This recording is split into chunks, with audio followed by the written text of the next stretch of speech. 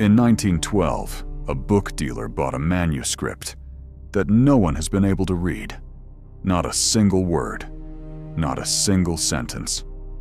For over 100 years, the best cryptographers in the world have tried to decode it. The CIA studied it. Universities like Harvard and Oxford analyzed it, and they all failed.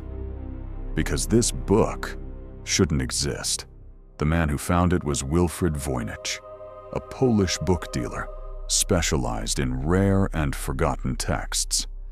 In 1912, he traveled to Italy and bought a collection of manuscripts from a Jesuit college near Rome. At first, nothing seemed unusual until he opened one of them. Inside, more than 240 pages written in a language no one had ever seen before. No title, no author, no date, just symbols, repeating, structured, precise. Voynich became obsessed. He spent the rest of his life trying to understand what he had just discovered. He never did. For years, the manuscript had no history, no origin, no timeline, no trace of who created it. Until Voynich found something hidden inside. A letter, dated 1665, written by a man named Johannes Marcus Marci, a physician and rector at the University of Prague.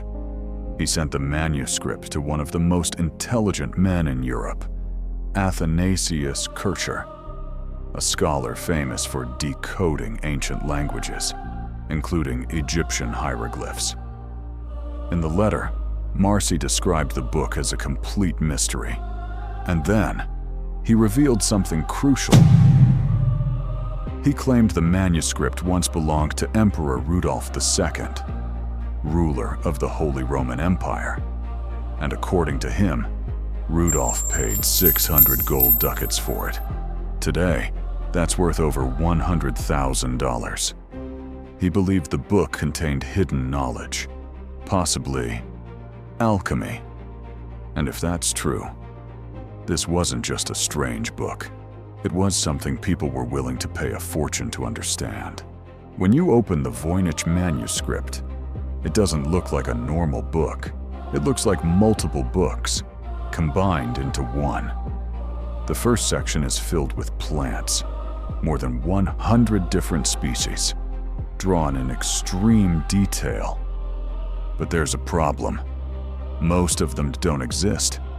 Some look almost real, roots, stanoms, leaves. But then something feels wrong, as if they were designed, not discovered. Then the focus changes completely.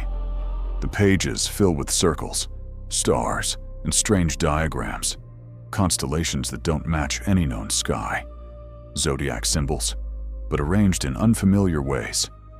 And then, it gets even stranger. Dozens of women appear, naked, floating, connected by tubes, immersed in a green liquid. There's no explanation, no context, just repetition and structure. Every section feels intentional, as if the book is trying to explain something, step by step. But we don't understand any of it. The real mystery isn't the drawings, it's the text. The Voynich manuscript contains over 170,000 characters, organized into words and sentences. It follows rules, patterns, structure, just like a real language.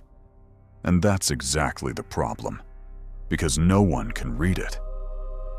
In the 20th century, some of the best cryptographers in the world tried to break it, including codebreakers from World War II, experts who had decoded enemy communications in real wars.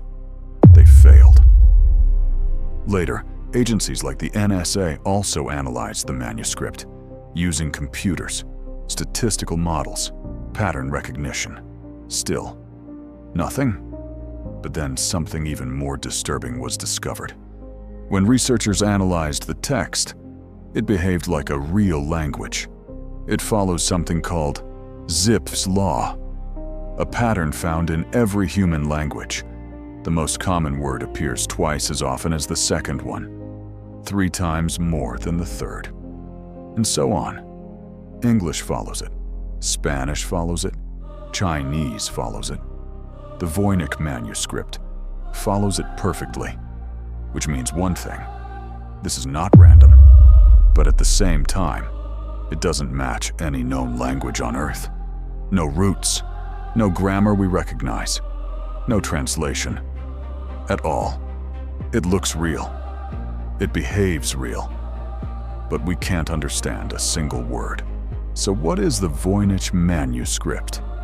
Over the years, more than 80 different theories have tried to explain it. Some of them sound convincing. The first idea was simple. Maybe it's just a code, a hidden message, encrypted using a cipher. That would explain everything. The strange symbols, the structure, the repetition, and historically, it makes sense. In the 15th century, ciphers were already being used to hide sensitive information, political messages, military strategies, even alchemical knowledge. But there's a problem. Every cipher is based on a real language underneath. Latin, Italian, Hebrew, something.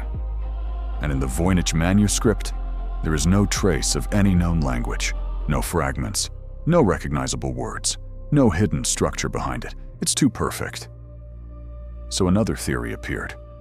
What if it's not a code, but a real language that no longer exists? A lost language, something that disappeared completely. We've seen this before. Entire writing systems that we still can't read today. Languages that died with the last person who spoke them. If that's the case, then the Voynich Manuscript might be perfectly readable, just not by us. But then comes a darker possibility. What if the manuscript means nothing? In 2004, researcher Gordon Rugg proposed a disturbing idea. The entire text could have been generated using a simple tool called a Cardan grill, a technique capable of producing text that looks structured, without actually meaning anything. No mistakes, no corrections, just patterns that feel real. And if that's true, then for over 100 years, the world has been trying to decode something that was never meant to be understood.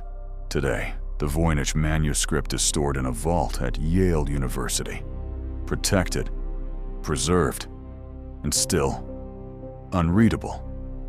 After more than 100 years of study, we know where it comes from. We know who owned it. We even know when it was created. But we still don't know what it says. It might be a lost language, a forgotten science, a code no one has cracked, or something else entirely. Something we're not even asking the right questions about. Because maybe the problem isn't that we can't read it. Maybe we're not supposed to.